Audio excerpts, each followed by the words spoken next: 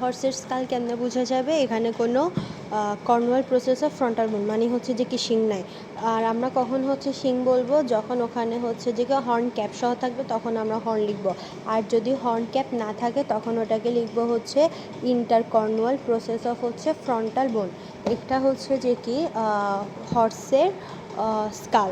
হর্সের skull ফার্স্টে হচ্ছে যে কি এতটুক পর্যন্ত এটা হচ্ছে ফ্রন্টাল বোন। এরপর হচ্ছে নেজাল বোন, দেন হচ্ছে প্রিম্যাক্সিলারি বা ইনসিসিভ বোন, দেন হচ্ছে অরবিটার এপাশে এটা হচ্ছে ল্যাক্রিমাল, এটা হচ্ছে জাইগোমেটিক, আর এটা হচ্ছে ম্যাক্সিলা।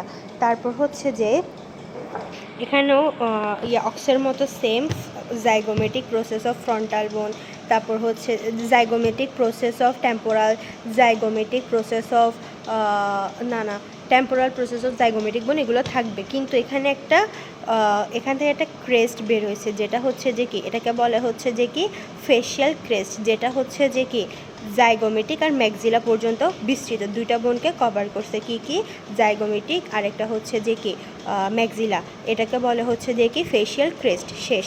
এরপর হচ্ছে যে কি এটা হচ্ছে যে কি ফ্রন্টাল, এটা হচ্ছে যে কি প্যারাইটাল, এটা হচ্ছে যে কি দুইটা প্যারাইটালের মাঝখানে একটা থাকে, এটাকে বলে ইন্টারপ্যারাইটাল বোন। প্যারাইটালের পিছে হচ্ছে অক্সিপিটাল, এখানে একটা ফুলা ট্যাগ থাকে, এটাকে বলা হচ্ছে যে কি নিউকাল ক্রেস্ট। এটা হচ্ছে যে কি নিউকাল ক্রেস্ট। শেষ। এটা হচ্ছে যে কি হর্সেল।